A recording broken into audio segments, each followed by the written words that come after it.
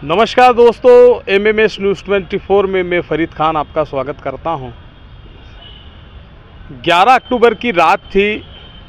महाराष्ट्र में बांद्रा में देश के एक प्रमुख व्यक्ति वो महाराष्ट्र की जो सत्ताधारी सरकार थी उसका एक हिस्सा एनसीपी के नेता बाबा सिद्दीकी की हत्या कर दी गई। 3 लोगों ने हत्या की, जिसमें से 2 को गिरफ्तार कर लिया गया। अन्य जो अपराध से जुड़े हुए जो अब इस अपराध को जिन लोगों ने अंजाम दिया था, उन सभी अपराध से जुड़े लोगों को अलग अलग तरीके से महाराष्ट्र पुलिस गिरफ्तार कर रही है। इसी के साथ जो एक तीसरा अपराधी था उसका मध्य प्रदेश में होना बताया जा रहा था कि वो उज्जैन में है। अपराध की ये जो दुनिया है, इस दुनिया का हम जिक्र कर रहे हैं और कई ऐसे अपराधी हैं जो कहीं ना कहीं जेल में हैं। अबू सलेम, छोटा राजन और ऐसे कई अपराधी हैं जिनके बारे में हम आपको बता रहे हैं। और जेल की सलाखों के पीछे क्या किसी भी अपराध को अंजाम दिया जा सकता है। बाबा सिद्दीकी की हत्या के पीछे लॉरेंस बिश्नोई, जो 2016 से जेल में बंद है, उसको लेकर कहा जा रहा है कि इसने गुजरात की जेल में रहकर कई अपराधों को अंजाम दिया है। लेकिन हम इसके जब पीछे चलते हैं तो एक अंतर्राष्ट्रीय सरगना जो कई दुनिया के कई बड़े अपराधों में लिप्त रहा, छोटा राजन भी यहाँ पर बंद है, दिल्ली की सेंट्रल जेल में बंद है। लेकिन तिहाड़ जेल में बंद होने के बाद क्या छोटा राजन द्वारा अपराध को अंजाम दिया गया, ये बात अभी तक सामने नहीं आई। इसके साथ ही जब छोटा राजन का जिक्र आता है तो छोटा राजन और दाऊद की दोस्ती भी काफ़ी गहरी रही और इन दोनों ने मिलकर कई बड़े अपराधों को अंजाम दिया। चाहे दुनिया के किसी भी हिस्सों में जाकर इन लोगों ने अपराध को अंजाम दिया, लेकिन मुंबई बम ब्लास्ट के बाद इन दोनों की दोस्ती में दरार आ गई और यहाँ से इनका साथ छूटता गया। कई बार राजन पर दाऊद गिरोह ने हमले किए तो कई बार दाऊद के लोगों ने राजन को नहीं छोड़ने की कसम खाई।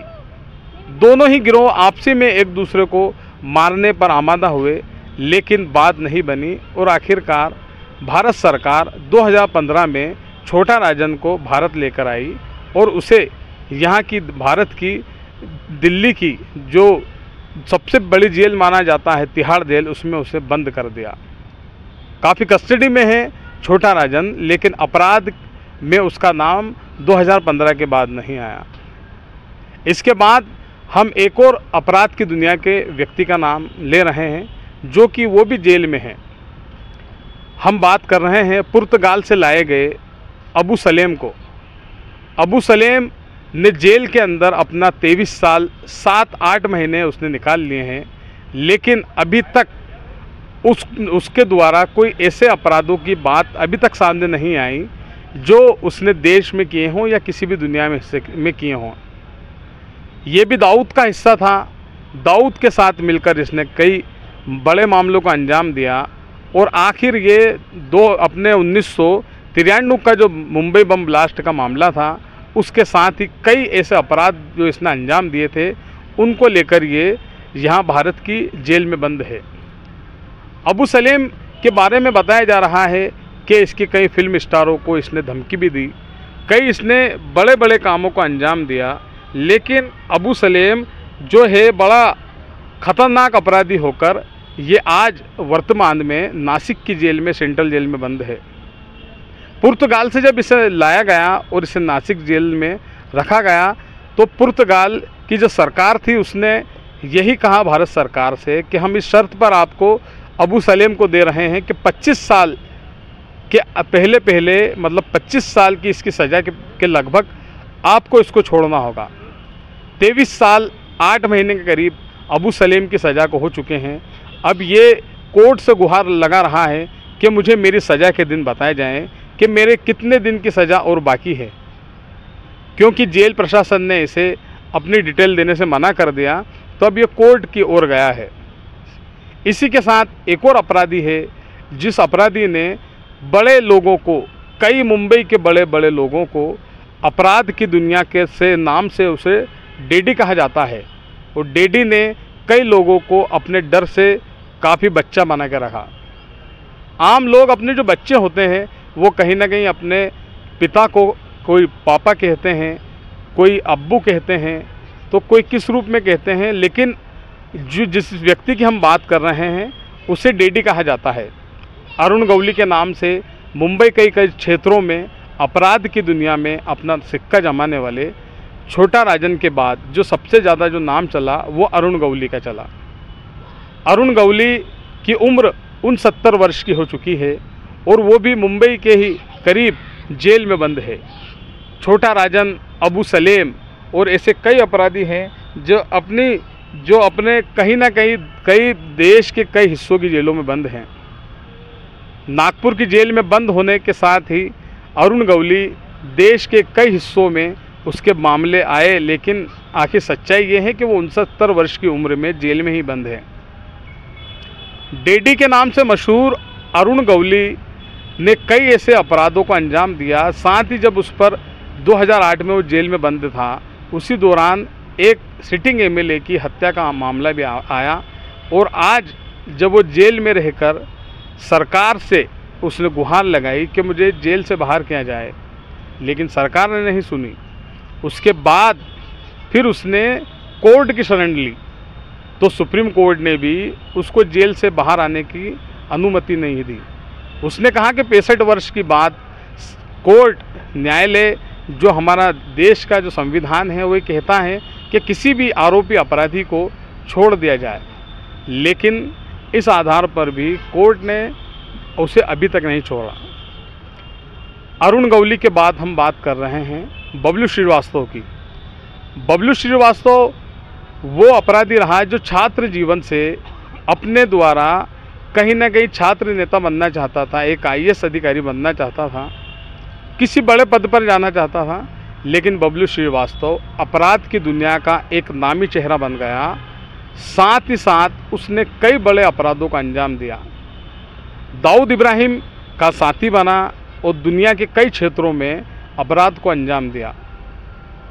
बबलू श्रीवास्तव के बारे में कहा जाता है कि उसने पाकिस्तान में हाफिज सईद पर हमला करने के मामले में भी उस दौरान 4 लोग मारे गए थे। बबलू श्रीवास्तव भी अभी जेल के अंदर ही है।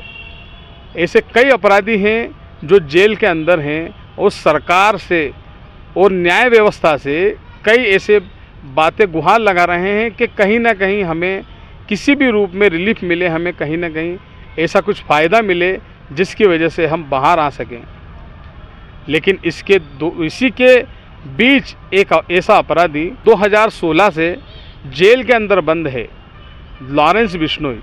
लेकिन लॉरेंस ने कई ऐसे मामलों को अंजाम दिया और जेल के अंदर से ही जब ये बड़े बड़े जो दुनिया में जिनके नाम चलते थे, जिनके नाम का डंका अपराध की दुनिया में बजता था, पुलिस को पकड़ने में, कई बड़ी एजेंसियों को पकड़ने में जिनके पसीने छूट जाते थे, उनके करीबी लोगों तक पहुंचने में एजेंसियों को समझ आ जाती थी कि आखिर इन लोगों का रुतबा क्या है। आज तक भारत के साथ ही 14 देशों की जो पुलिस है आज तक दाऊद इब्राहिम को नहीं पकड़ पाई, ना ही पता लगा पाई कि दाऊद कहाँ है। ऐसे में हमारे हिंदुस्तान की ही जेल में बंद, साबरमती गुजरात की जेल में बंद लॉरेंस बिश्नोई खुल्लम खुल्ला पूरी तरीके से कई अपराधों को अंजाम देने की बात कबूलता है। सिद्धू मूसेवाले की हत्या हो या फिर एल्विश यादव पर हमले की बात कही जाने लगी हो, या मुनव्वर फारूकी पर हमले की बात कही जाने वाली हो, या बाबा सिद्दीकी की हत्या कर दी गई हो, कई ऐसे मामले हैं जिसमें लॉरेंस का नाम आया है। लेकिन पुलिस की, जांच एजेंसियों की, सरकार की ऐसी क्या मजबूरी है कि जो मैंने आपको बारी बारी से जिन लोगों के नाम गिनाए वो अपराध की दुनिया में काफ़ी नामी लोग थे, लेकिन जब आज अपराध की दुनिया से हट चुके हैं तो वो कहीं ना कहीं जिंदा रहने के लिए और बाहर आने के लिए तड़प रहे हैं। लेकिन उनकी तड़पन को ना ध्यान में रखते हुए एक लॉरेंस बिश्नोई को आज सभी टीवी चैनल्स और कई न्यूज़पेपर्स में आज उसके नाम का डंका बजाया जा रहा है। क्या लॉरेंस बिश्नोई इस लेवल का है? क्या छोटा राजन, दाऊद इब्राहिम, बबलू श्रीवास्तव, अरुण गवली जो मैंने नाम लिए हैं, क्या इस लेवल का गुंडा है? कि उसके नाम पर कुछ लोग अपनी मलाई काटने पर तुले हुए हैं। लॉरेंस बिश्नोई ने दुनिया के कई हिस्सों में अपना अभी तक सिक्का नहीं जमाया है। उन लोगों ने अपना सिक्का जमाया है जिन लोगों के मैंने नाम लिए हैं, और भी कई ऐसे सैकड़ों अपराधी हैं जो देश के और दुनिया के कई अलग अलग क्षेत्रों में कई जेलों में बंद हैं। लेकिन लॉरेंस बिश्नोई जेल से बैठकर खुली चुनौती देता है, सरकार को खुला चेताता है। लेकिन क्या इस चेताने वाले के खिलाफ सरकार कोई एक्शन क्यों नहीं ले रही है? ये सोचने वाली बात है, समझने वाली बात है। नमस्कार।